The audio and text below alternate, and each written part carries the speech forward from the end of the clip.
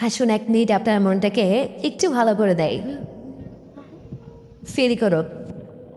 আচ্ছা ধরুন হঠাৎ আপনাকে একজন ডক্টর একটা রিপোর্ট ধরিয়ে দিয়ে বলল, আপনি আর মাত্র 30 দিন বাঁচবেন। আপনি ক্যান্সার আক্রান্ত। এখন ঠিক শেষ পর্যায়ে এসে দাঁড়িয়ে আপনি এটা জানতে পারলেন, বাট এটা শুধু আপনিই জানেন, আপনার বন্ধু বান্ধব কিংবা পরিবারের কেউ বিষয়টি জানে না। প্রতিদিনের মতো আজকেও আপনার বাবা আপনাকে বকাঝকা শুরু করলো, ঠোপে দিয়ে কিচ্ছু হবে না, সারাদিন কোথায় থাকিস, ঠিক করিস ইত্যাদি। তুই আজকাল অন্যান্য ছেলেদের মতোই হয়ে গেছিস, এরকম আরো অনেক কথা শোনালো মধ্যবিত্তের বাবারা, ঠিক যেমনটা বা। তখন কি করবেন?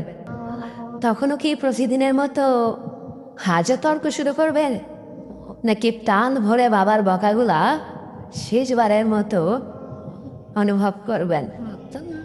হঠাৎ আপনার আম্মু এসে আপনাকে বলল, নে ভাত খেয়ে নে। আপনার মনে হবে এই বুঝি খাবার মায়ের হাতের শেষ খাওয়া, আমি তো আর বাঁচবো না। আপনি পরল তৃপ্তি নিয়ে খাবার খাবেন এবং আপনার কাছে মনে হবে এটা আপনার শ্রেষ্ঠ খাবার। যদিও ডাল ভাত ছিল, তবু কেমন যেন অমৃতের মধ্যে মনে হলো। আপনি বাইরে বের হলেন, পুরোনো এক বন্ধুর সাথে হঠাৎ দেখা, যাকে আপনি মোটেও সহ্য করতে পারতেন না। সবসময় তার সাথে কথা কাটাকাটি হতো, আজও কি সে আপনাকে কিছু কথা শুনিয়ে দিল? আচ্ছা, এখন কি আপনিও শুরু করবেন, তর্ক শুরু করে দিবেন? না, দেবেন না। আপনি হয়তো তাকে জড়িয়ে ধরবেন এবং বলবেন, দোস্ত ভালো থাকিস। আপনি আপনার এলাকার একটু ঘুরে ঘুরে দেখলেন আর ভাবছেন সব কিছুই স্বাভাবিক থাকবে, শুধু হারিয়ে যাব অনির্দিষ্টকালের জন্য। আচ্ছা দেখুন তো, দেখুন আরেকটু প্রাণ ভরে দেখছেন আর ভাবছেন এই বুঝি শেষ দেখা। প্রাণ ভরে দেখছেন আকাশ বাতাস, কি আপনার এলাকার 2-3টা কুকুর আছে, ওদেরকেও আপনি প্রাণ ভরে দেখছেন।